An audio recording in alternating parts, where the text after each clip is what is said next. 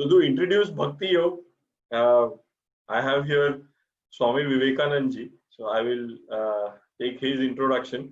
But before him, I'll just like to also introduce him and some of his experiences that he saw. So I don't know how many, I guess most of people know about him, but some of the key facts that always amazed me was, for example, he is a person, when I traced like his speeches in Chicago, the World Congress in 1893, uh, followed by his almost 4 to 5 years journey across US and Europe, taking lectures on yoga, on these different four aspects of yoga and what is yoga, was the first time actually that yoga was introduced to the West. So any others that we have seen are all after that. And if you find other people who have talked of have been influenced by him, so he is the person who took it almost for the first time.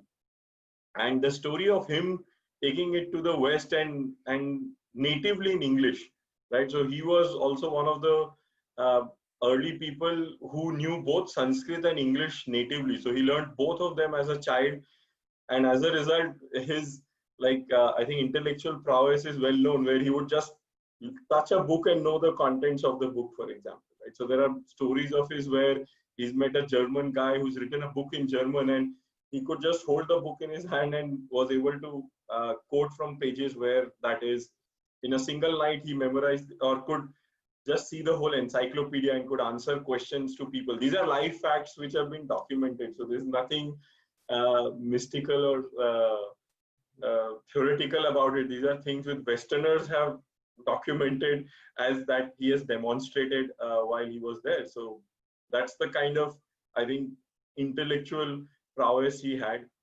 His story of going to the West is also quite similar, and it's linked with his guru. So I think he was struggling when he was in India quite significantly from a financial standpoint, was wondering what to do next because he had lost his guru, Ramakrishna Paramahansa ji. And one day in his dream, he saw him, and he was sort of showing him the path to the sea and saying, you have to go to the West to preach the message. And I think with just that, he boarded a ship, landed up at Chicago. He landed almost 2 to 3 months before with almost no money in the US. Even then, US was what it was, but he had no money, no place to stay, nothing. He was on literally on the streets of Chicago. And as things would have it, somebody saw him, took him to Boston. I think during that time he was there for 2 3 months, and then came back again for the World Congress. And that night, the night he came before, again he was homeless. So he actually slept in a crate in the railway dock of Chicago that night. And the next day he went, gave the speech, and that's when, say, from then it's history. Basically landed with nothing and stayed there for 4 to 5 years and spread the message which we see today. So that's him a little bit. Of course, his biographies, etc., are huge, and every aspect of his story I find so inspirational. And a person with such a intellectual giant, so I thought I would let him introduce Bhakti to us on what he had to say in Bhakti. Of course, his lectures are there on Bhakti Yoga, which is in the book form. So this is just a small excerpt from it. So let's see what he says first. He says, the one great advantage of Bhakti is that it is the easiest and the most natural way to reach the divine end in view.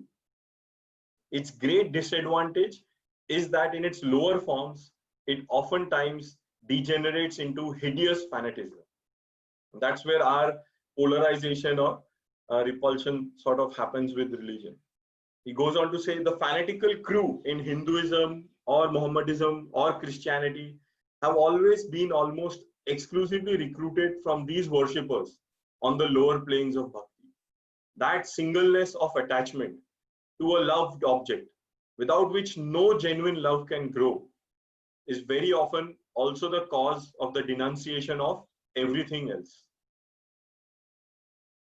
All the weak and undeveloped minds in every religion or country have only one way of loving their own ideal, that is by hating every other ideal.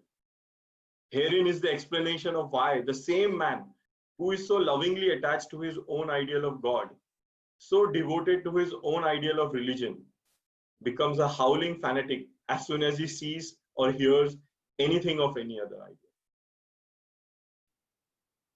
Lastly, this kind of love is somewhat like the canine instinct of guarding the master's property from intrusion. Only the instinct of the dog is better than the reason of man.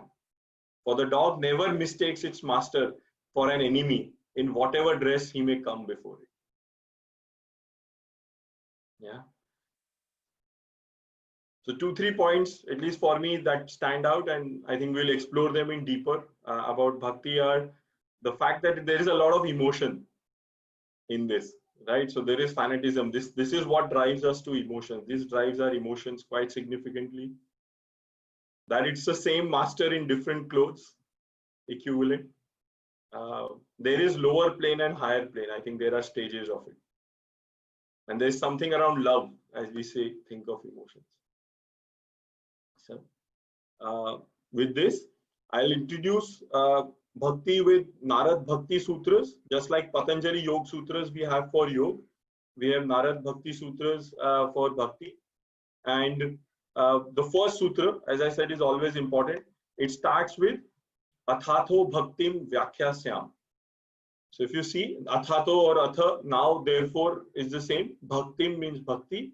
And here they talk of Vyakyasyam, which means we shall expound, explain. So there is a lot of detail in Bhakti in some ways. There's a lot of emotion. There are a lot of stories. So even here, just like in Yoga Sutras, we had Anushasanam as the key word. Here it's a lot about stories. And I started with one story. I'm hoping to share a few more. So there will be, this is about stories. This is about connecting with our emotions a lot. I like even what Vivekanandaji's passage talked about.